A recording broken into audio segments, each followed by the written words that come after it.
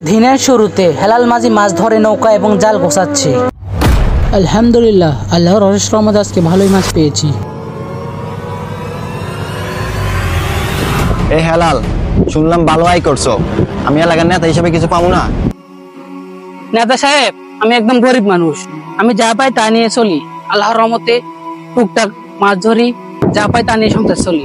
এর থেকে বেশি আমি কিছু পাই না। এসব ধর্মের কথা বলিস না। কালকের ভিতরে 5,000 টাকা নিয়ে আমার বাড়িতে, তাহলে কিন্তু এই নদীতে চাল ফেলতে দিব না। হেলাল মনে কষ্ট নিয়ে কিছু বলতে গিয়েও বলতে পারলো না। কি ব্যাপার মাঝি ভাই, মন খারাপ কেন? হুজুর, নেতা সাহেব আমার থেকে চাঁদা চাইছে। বলছে চাঁদা না দিলে নদীতে জাল ফেলতে দিবে না। আমি গরিব মানুষ, আমি যদি নদীর মধ্যে জাল না ফেলি তাহলে আমি চলবো কিভাবে? আপনি বলেন। মাঝি ভাই শুনুন, ক্বালা রাসূলুল্লাহ সাল্লাল্লাহু আলাইহি ওয়াসাল্লাম, আয-যুলমু যুলুমাতুন ইয়াউমাল কিয়ামাহ। হাদিস শরীফে আছে, জুলুম কিয়ামতের দিন ভীষণ অন্ধকার হয়ে দেখা দিবে। তুমি ভয় পেও না, আল্লাহর উপর ভরসা রাখো। সালাম আলাইকুম সালাম সাহেব। ওয়ালাইকুম সালাম। কি খবর হুজুর, কেমন আছেন? এই তো আলহামদুলিল্লাহ। নেতা সাহেব, একটি কথা বলতে এসেছি আপনাকে। একজন মাঝির উপর চাঁদা চাওয়া ইসলাম সম্মত নয়। আপনি তো এলাকার অভিভাবক। হুজুর, আপনি নামাজ রোজা পড়েন, এসব রাজনীতির ভিতরে ঢুকে আপনার ভালো না। আপনি এর থেকে দূরে থাকেন। ইসলাম শুধু নামাজ রোজার মধ্যে সীমাবদ্ধ নয়, সমাজের ন্যায় ও ইনসাফ প্রতিষ্ঠার দায়িত্ব আমাদের। এসব জ্ঞান আমাকে দিতে আসেন না, যান এখান থেকে।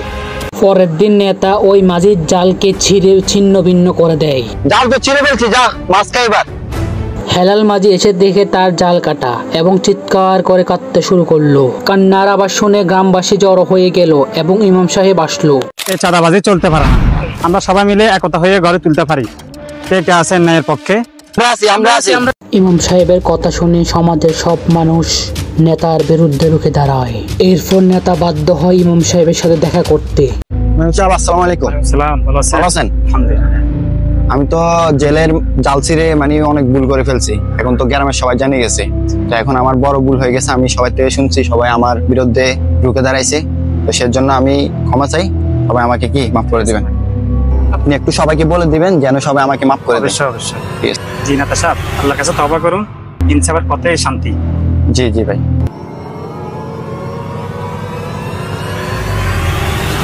ইমাম সাহেব, আপনি আজ পাশে না থাকলে এই নদীতে আজ জাল ফেলতে পারতাম না আমি। আল্লাহর অশেষ রহমত, আপনাকে অনেক অনেক ধন্যবাদ। আল্লাহ সব দেখেন হেলাল ভাই, অন্যায়ের সামনে মাথা নত না করাই মুমিনের পরিচয়। সত্য ও ন্যায়ের পক্ষে দাঁড়ানো সত্যিকারের সাহসিকতা। চাঁদাবাজ ও অন্যায়ের বিরুদ্ধে প্রতিরোধই ইসলামের শিক্ষা। যে ব্যক্তি আল্লাহর পথে দাঁড়িয়ে অন্যায়ের প্রতিবাদ করে সেই সত্যিকারে আল্লাহর সৈনিক। যে অন্যায়ের বিরুদ্ধে সমাজে কেউ কথা বলে না, সেই সমাজে অন্যায় প্রতিষ্ঠিত হয়। নীরবতা কখনো নিরাপদ নয়, এটি অন্যায়কে উৎসাহিত করে।